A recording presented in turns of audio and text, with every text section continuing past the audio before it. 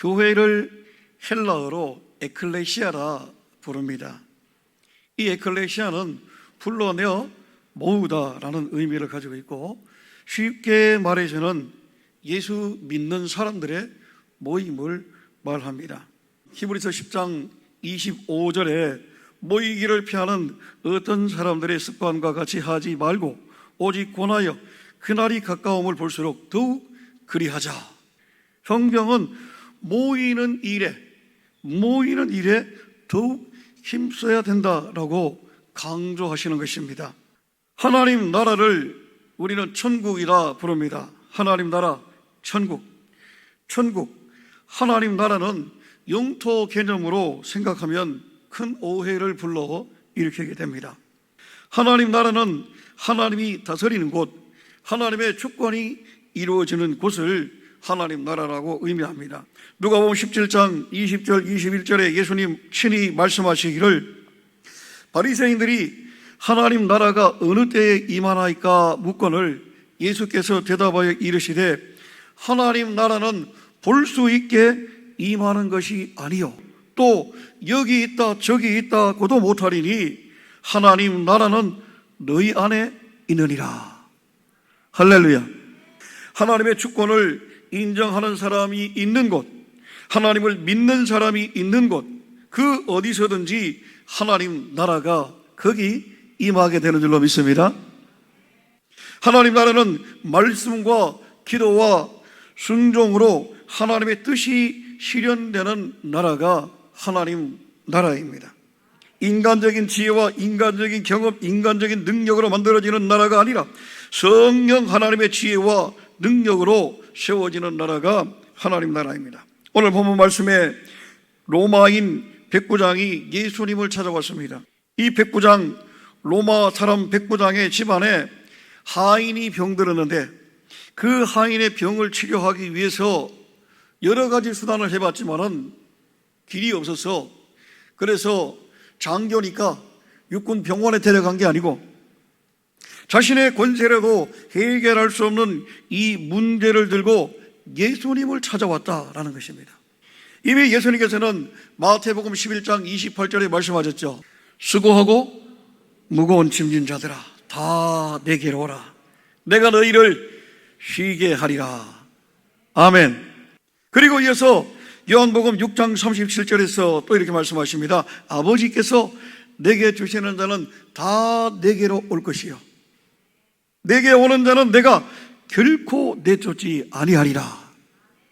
주님께서는 성경을 통해서 반드시 응답하시겠다고, 대답해 주겠다고 약속하셨습니다. 마태복음 7장 7절 8절 이렇게 말씀하십니다. 구하라 그리하면 너희에게 주실 것이요 찾으라 그러면 찾아낼 것이요 문을 두드리라 그리하면 너희에게 열릴 것이니 구하는 이마다 받을 것이요 찾는 이는 찾아낼 것이요 두드리는 이에게는 열릴 것이니라. 아멘. 바로 이 백부장은 문제가 생겼을 때에 문제를 들고 예수님께 찾아왔고, 예수님은 오늘 백부장의 집을 향해서 함께 걸어가고 있는 중이었습니다. 그런데 백부장이 다시 사람을 보내가지고 예수님께 요청했습니다. 백부장이 대답하여 이르되 주여 내 집에 들어오심을 나는 감당하지 못하겠사오니 다만 말씀으로만 하옵소서. 그리하면 내 하인이 낫겠사옵나이다. 말씀만 하셔도 내 하인이 나을 테니까 친히 우리 집에 번거롭게 오지 마시고 그냥 거기서 말씀만 해주세요. 그랬는데 예수님께서 백부장의 집에 찾아가지도 않으셨고 그 하인의 머리에 손을 얹고 안수기도도 하지 않으셨는데도 예수님께서 멀리서 말씀만 하셨는데 그 백부장의 하인의 병이 깨끗하게 치유된 줄로 믿습니다. 히브리서 13장 8절에 예수 그리스도는 어제나 오늘이나 영원토록 동일하시니라 말씀하셨어요. 사랑하는 여러분, 하나님의 시간은 언제나 현재입니다. 우리는 과거, 현재, 미래라고 하는 시간의 울타리 안에서 살아가는 존재들이지만은 시간을 초월하여 계시는 초시간적인 존재인 하나님의 시간은 언제나 현재입니다. 그래서 하나님은 변함이 없으시고, 그래서 하나님은 언제나 영원토록 동일하신 하나님이신 줄로 믿습니다. 출애굽기를 읽으면서 하나님은 왜 하필이면 왜 많은 다른 길들이 있는데도 불구하고 이 홍해의 막다른 길로 이스라엘을 인도하셨을까? 홍해 앞에 서서 사람들이 얼마나 절망했을까? 그런 의문을 가지게 됩니다. 그런데 하나님은 이스라엘 백성들로 하여금 이 절망의 바다, 홍해 바다 앞에서 살아계신 하나님, 소망의 주님을 만나게 하시는 것입니다. 동일하신 하나님께서 지금도 하나님을 믿고 의지하는 모든 사람들에게 동일한 은혜, 즉 인생의 길을 가로막는 홍해 바다를 갈라서 희망의 길로 건너게 하시는 일을 지금도 동일하게 하시는 줄로 믿으시기 바랍니다. 마태복음 18장 20절에 두세 사람이 내 이름으로 모인 곳에는 나도 그들 중에 있느니라.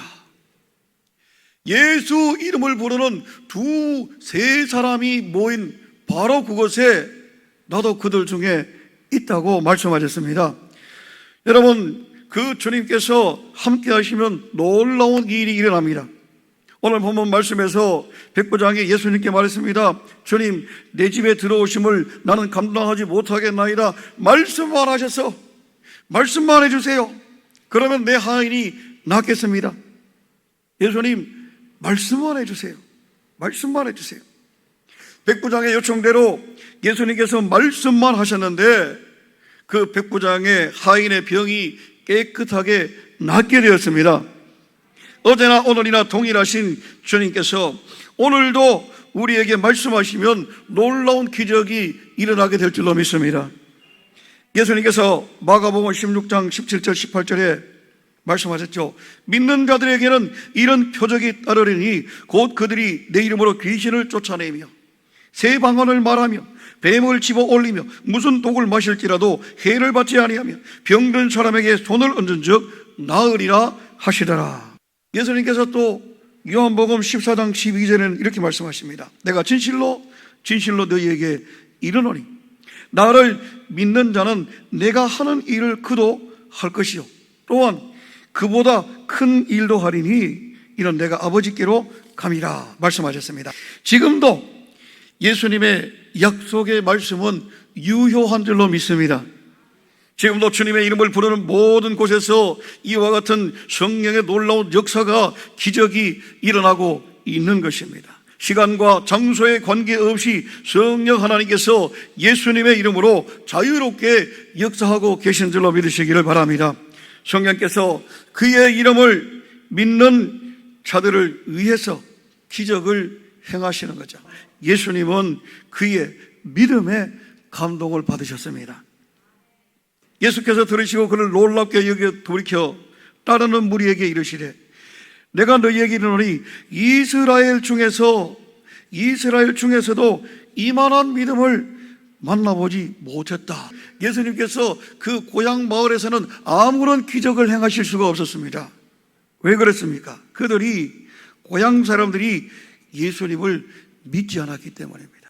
그런데 예수님과 아무런 관계가 없는 고향 사람도 아니고 같은 민족도 아니고 저 이방인들 힘으로 나라를 무력으로 지배하고 있는 이방인 로마 백부장은 아무 관계가 없는데도 예수님을 하나님으로 믿고 말씀만 하셔도 내 하인이 낫겠습니다.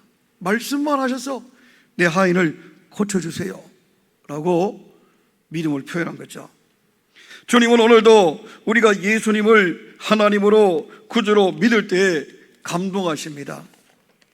나는 오늘 우리 은혜 가족들 한 사람 한 사람이 예수님을 감동시키는 믿음의 사람들이 되었으면 좋겠습니다. 그래서 예수님을 믿는 그 믿음으로 지금 이곳에서 예수님의 기적을 체험하는 하나님의 사람들이 되시기를 소망합니다. 언제나 우리가 행복하기를 원하시고 언제나 우리가 잘 되기를 원하시며 언제나 우리에게 좋은 것 주시고 싶어 하시는 좋으신 우리 아버지 하나님, 성령의 시대를 살아가는 우리에게 시간과 공간을 초월해서 역사하시는 주님의 은혜로 예배당에서 각자의 자리에서 예배의 자리에 함께 모일 수 있게 하시고 하나의 예배대로 주님을 만나게 하시오니 감사드립니다. 직접 머리에 손을 얹고 기도하지 않았지만 주님께서 말씀만 하셔도 백부장 하인의 병을 치유하셨던 것처럼 시공을 초월하여 역사하시는 주님의 은혜로 오늘 이 시간 자신의 환부에 손을 올리고 기도할 때에 감추어진 죄가 드러나게 하시고 회개하게 하시고 용서받은 기쁨을 누리게 하옵소서. 치유의 영으로 임하셔서 고통이 떠나가게 하시고 상처가 치료받게 하시고 처음 사람을 만드셨던 그 모습 그대로 회복되는 은혜를 허락하여 주옵소서. 말씀만 하셔도 됩니다 라고 고백했던 백부장의 믿음을 우리에게도 허락하여 주옵소서. 우리에게 병을 이기는 믿음을 허락하여 주옵소서. 믿음으로 치유받고 간증의 주인공 되어 주님을 자랑하는 삶을 살게 하여 주옵소서. 예수님 거룩하신 이름으로 기도드리옵나이다. 아멘.